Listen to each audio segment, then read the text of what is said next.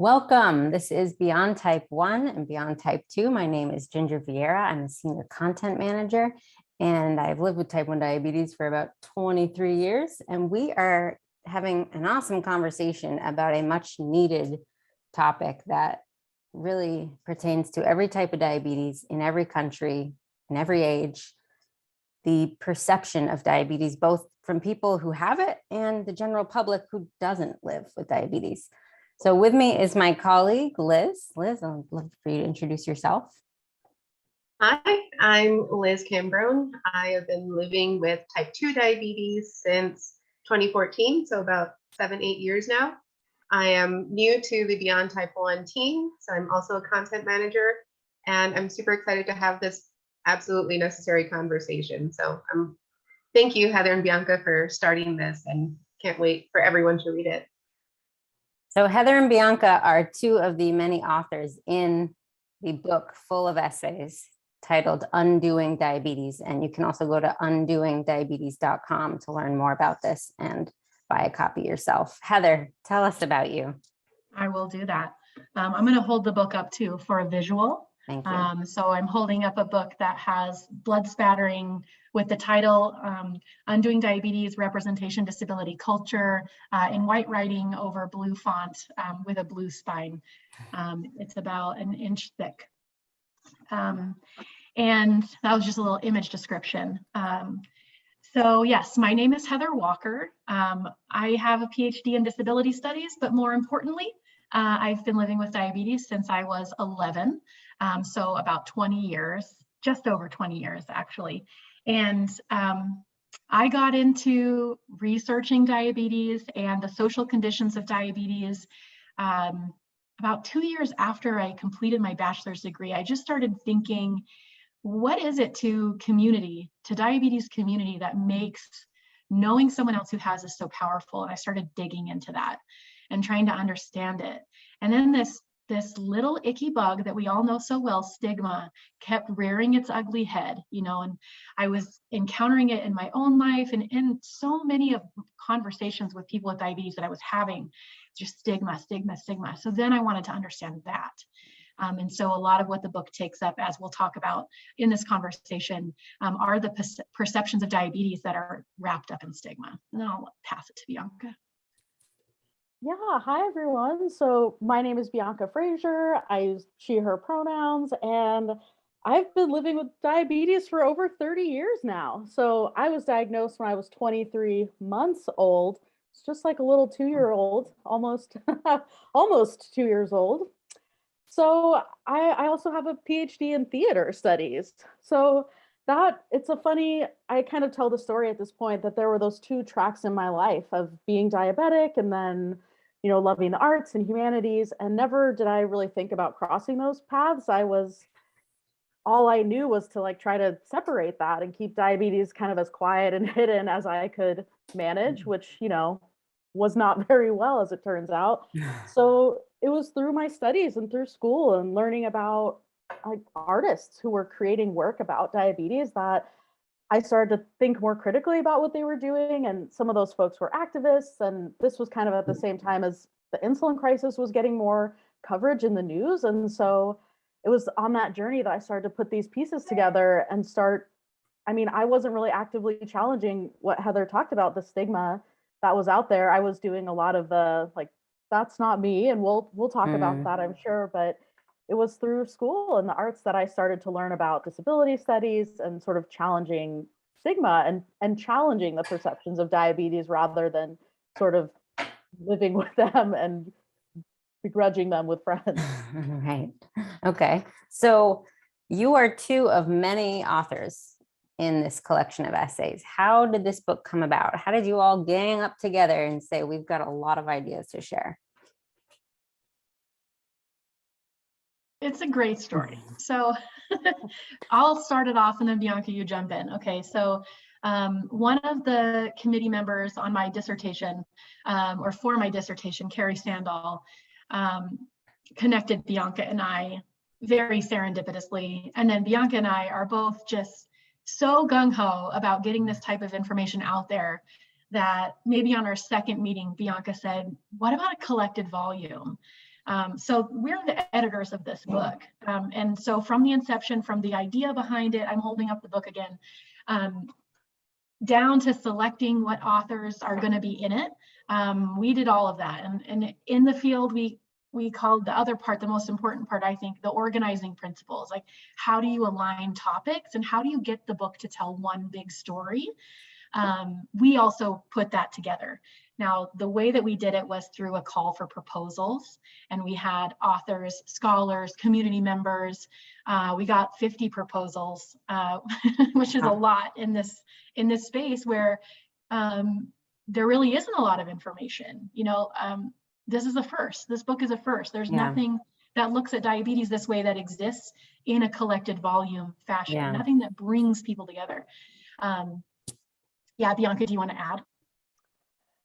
Absolutely. So one of the details about this book journey that I think is so beautiful and interesting is that we started working together in the fall of 2019. And so when we reached out to authors, that was in the spring of 2020. And so it's really felt like this like band of brothers, this group of people who were against all odds really coming together, because of course, we and each of our authors felt like this was work worth doing. And so in the midst of a pandemic, in the midst of so much upheaval, folks were still, sending in their ideas and getting us writing, and we were still doing this work. And so it's just I feel like it's an interesting part of the journey that this was all happening kind of through the pandemic and what was being said kind of in the public discourse about diabetes. And we had this group of people who were thinking about that topic. How is diabetes talked about in the public realm? And so it was serendipitous. It was an amazing task that we climbed this mountain and got this work together. And I'm really grateful. It really covers a huge scope of topics. I mean, it's not only just public stereotypes and misconceptions and bad humor on television and in movies. That chapter was really, like Liz and I were just talking before you joined, I've seen that Tracy Morgan skit like many times where he's talking about replacing his leg with a wheel. And I remember laughing, and only in reading it in print was I like, oh my gosh, that's terrible, and you also talk so much about type 1s versus type 2s, like the infighting. We're not even supportive to each other, Tell us more about the topics that you really dig into throughout the book. Yeah, I can it's so funny. Heather and I both worked so collaboratively on this project. We can both speak to any part of it, but yeah, bringing together kind of what the scope of the project was all about representation. And that was the kind of the thing that someone had to have at the center of their essay was some sort of representation of diabetes. So we have a lot of folks writing about Twitter and the DOC, the Diabetes Online Community. We have an amazing section of lots of varied authors and perspectives. And that's where one of our chapters, one of our authors looks at that infighting, that sort of, and speaks to this beautifully. Heather introduced me to this concept of defensive othering and what does that strategy mean to say, this isn't me, but this is true about other people, and pushing that stigma off onto others rather than like some solidarity. And we have shared concerns. So in terms of representation, we have folks ranging from what we see online to the film and television, performance, visual art world. Then we have some amazing chapters on stigma in healthcare and in families and friends. And then sort of kind of one of our final moves of the book is to look toward the future and to bring together like what might we imagine for the future in diabetes identity. And yeah, Heather, what would you add to kind of the scope of the book? Yeah, I would add that we feel so lucky and so honored that our authors come from very different places. So we have community member authors who, I would consider scholar activists probably, just because of the level of work that they provided for us. But some names you might be familiar with, Mila Buckley Clark is in there. Felicity Stephen Rose, Shaw. Stephen Huh? Shaw, Felicity Yeah, Rose. Felicity Rose, yeah. Although Felicity Rose has a PhD, so she is an academician. You know, He's a smarty pants. but still a community scholar for sure. And yeah, so there's some familiar names in there to people who are in diabetes online communities, and just the you know, we're talking about representation in the media, in different sources, and then if you look at kind of in a meta way, the representation of authors in our book is very far-reaching as well. And I think that's such a strength of it, to hear not just from people who have looked at diabetes representations from a critical lens, using like, you know, scholarship principles, but just community experiences is so present in the book. And one other thing, I'm going to highlight this because I think for the audience that we're talking to here, it might be really relevant. We have a couple of chapters that dig into and problematize and also celebrate diabetes camps. And they're back to back. And it's such a fabulous combination of chapters. One where you're really celebrating the history, but also looking critically at it and how one person's moment of triumph in their diabetes journey could be a really difficult time for another person, and how that varies. And I just love like having something on diabetes camp because it's such a big part of so many people's story in the United States, especially with community and finding community. It's like often the first time you meet other people with diabetes in real life is going to camp as a kid, right? Yeah. And so that's such a great example that with type 1, of course, right? Hopefully there's more opportunity like that for younger people with type 2 soon. It's such a great example, though. It sounds like I didn't read this particular section you're talking about. It sounds like you're saying there's people who are saying camp is the worst and other people saying camp is the best. Say more, they're both saying camp is complicated, right? Okay. It's complex. It's a complex experience because there are pros and cons. But one author is talking about the surveillance that happens at camps, and the other is talking about the identity opportunities at camps, whether for the positive or for the negative. And you know, those themes overlap between them a lot. Right. But yeah, I would say it's not like a pro and con. Okay. Exactly. But Bianca, maybe you have thoughts to add to that. Oh, absolutely. And I agree. I love those chapters pairing together. And yep, the complexity. I remember what the chapter that talks about the history and development of diabetes camps, connecting that to the moment with this documentary called Crip Camp, and the sort of what we gain from segregated spaces where folks can be in community, can be in spaces that are designed to meet their needs. And I mean, I think then the complexity of that is like, but why can't we change regular camps to also meet different kids' needs? And what do we gain from being in a more, you know, separate community? And what do we lose? So I think that's some of the complexity that the author is tracing the history and connecting it to contemporary questions, as we have films like Crip Camp that are showing this amazing history of a community that was in a summer camp for people with disabilities. Right. Bianca, you also wrote an essay in there about diabetes on TV. And I know I keep coming back to this, but I think it just is such a good look at not just diabetes in TV, but diabetes, how it's viewed in general by the public, partly because of TV and partly just TV reveals how many people think, right? Can you tell me more about, I mean, it's shocking to read the scripts on the page versus hearing them while you're watching TV. Can you tell me more about that world? Yeah. Yeah, and that so the chapter that I wrote on the television show Parks and Recreation, that was born of so much love. I love that show. I think it's hilarious. I am there with all the people and all the jokes, the way that we still reference this pieces of the show. But I was always shocked that no one seemed troubled by what the show was doing with diabetes. And I think that's in a lot of the spirit throughout the book, is these ideas are so unquestioned that it's really hard to kind of ask people like, well, what is this doing? What does it mean that this? Can you give some examples of, and there's an essay right before yours also of some Tyler Perry movies, script sections, and they kind of make your jaw drop for a minute.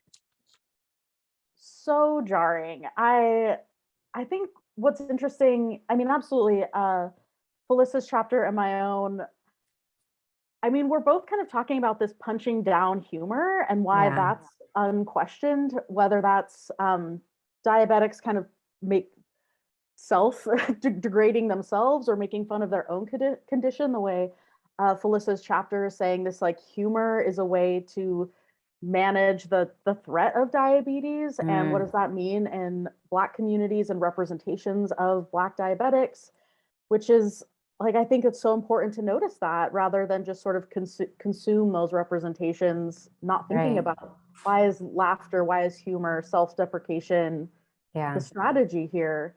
And what did that lead Felissa to say in the doctor's office? Like, does this mean I'm going to die? Like, what? So these representations having this real world impact.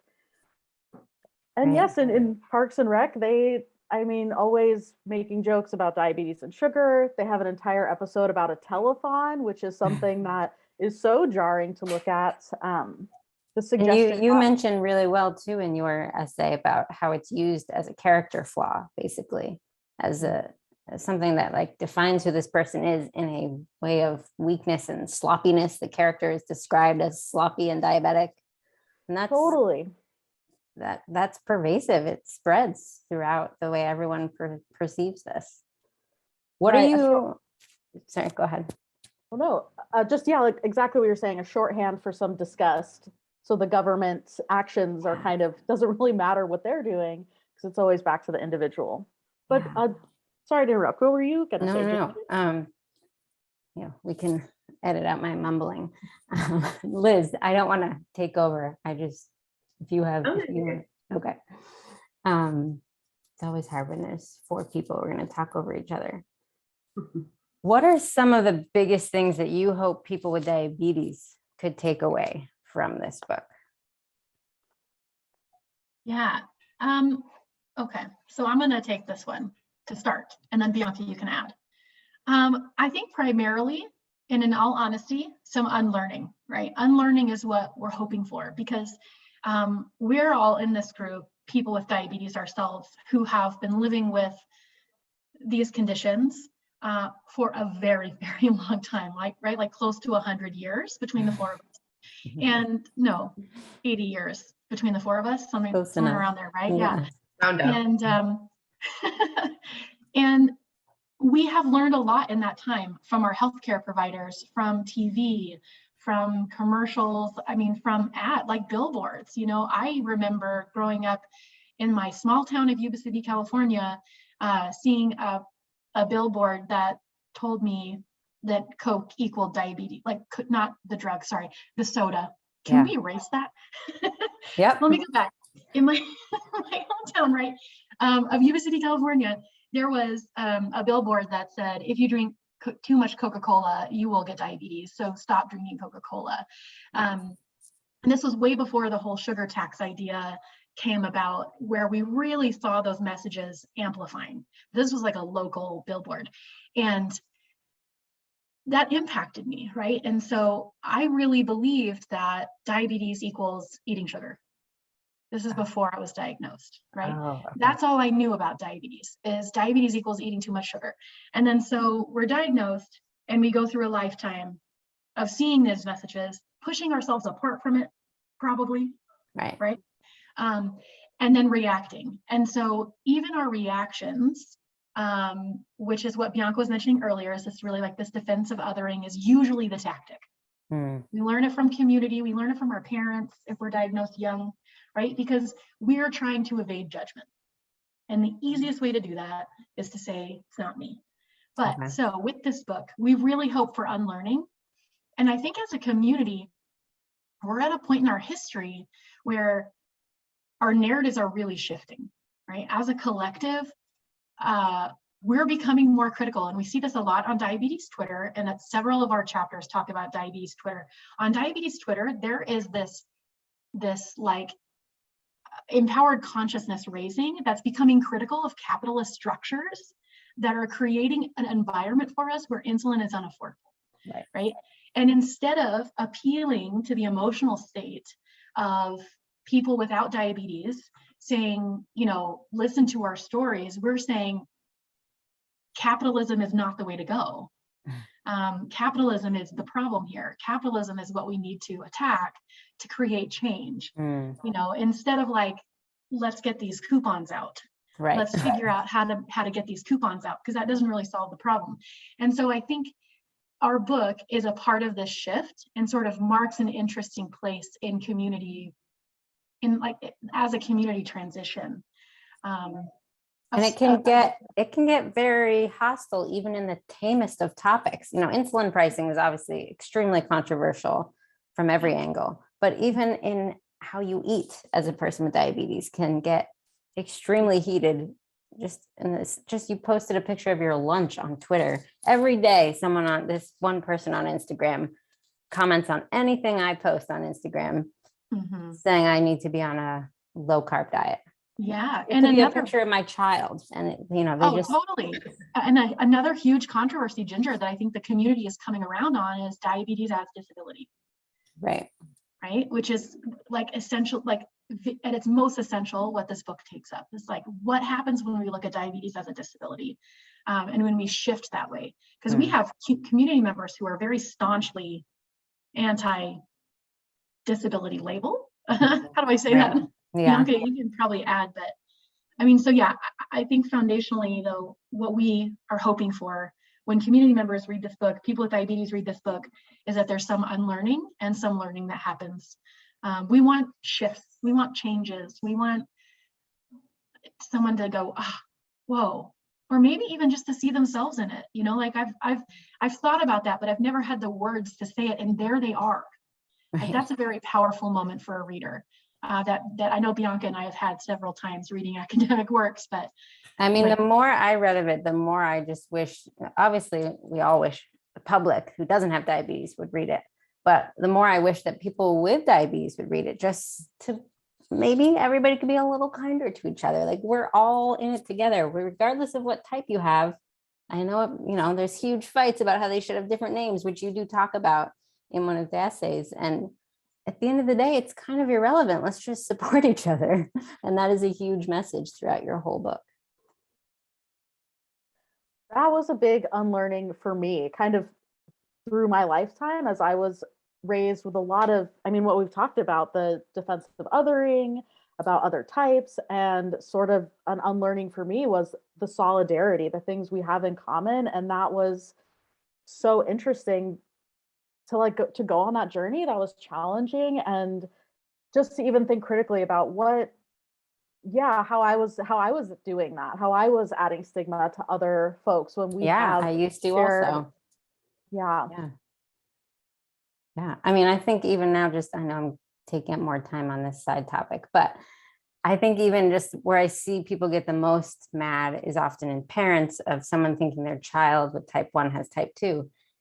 In defending your child from the stigmas of type 2, you could also defend the people of type 2 from the stigmas of type 2. Like, we don't need to say, my child doesn't have type 2, they didn't blah, blah, blah, blah, blah.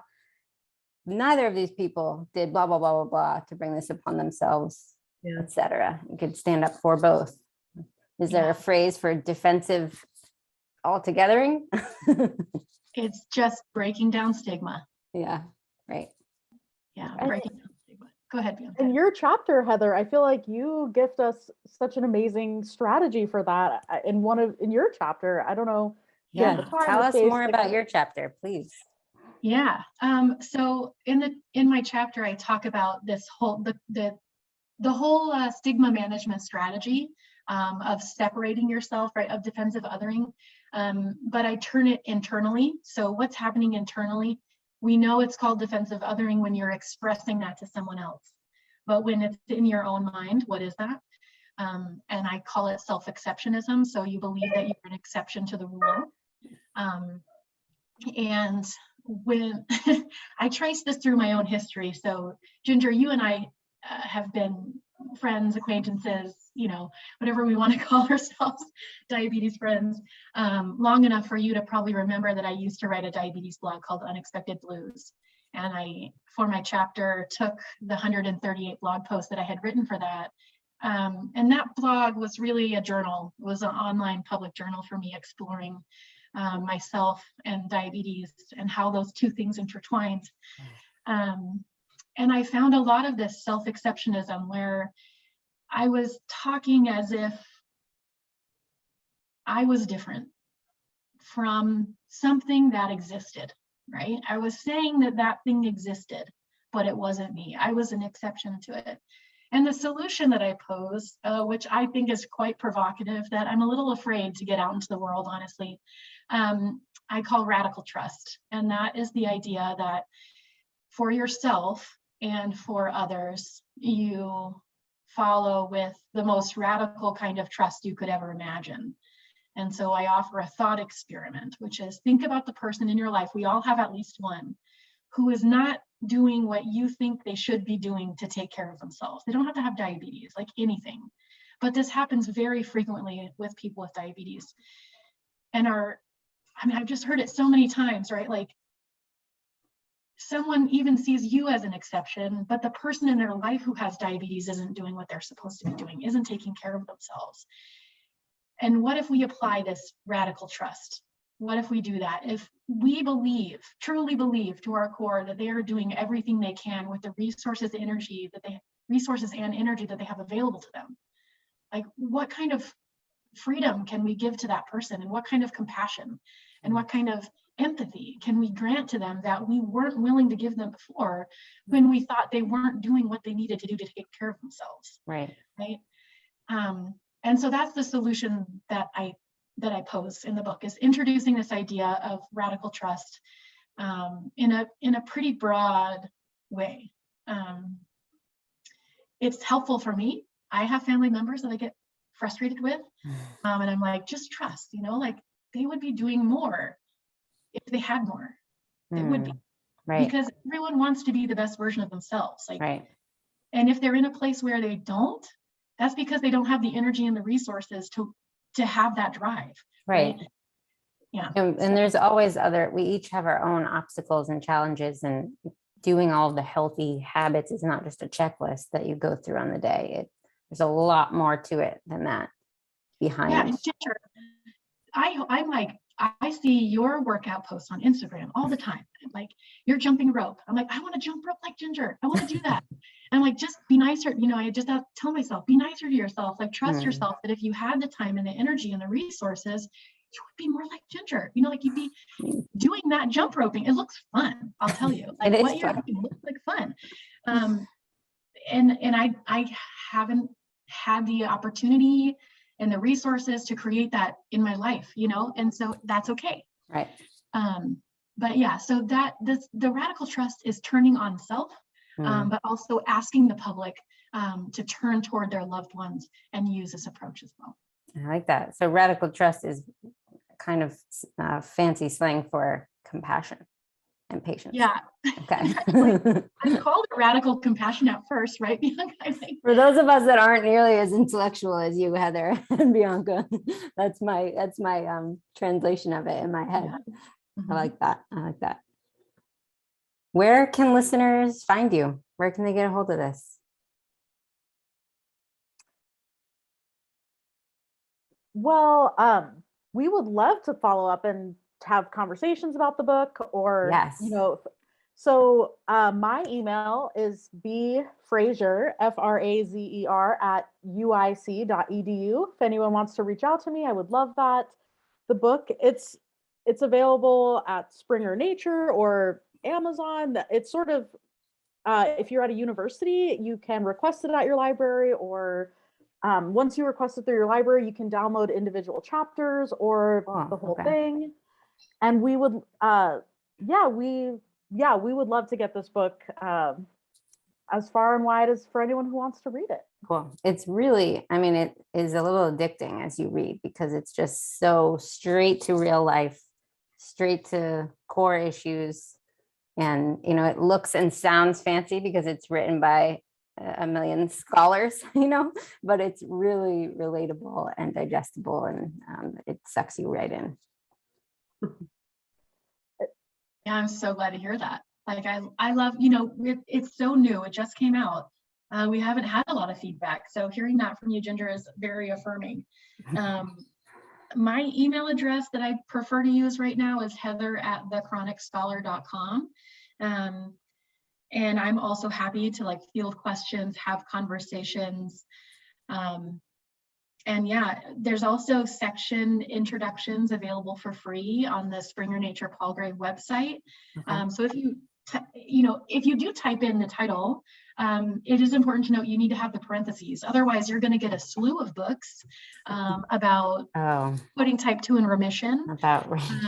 But that was an intentional part for us, right? Is we wanted to play on those and twist that and point and poke at those. And that whole industry, that $1 million, billion industry, however much money.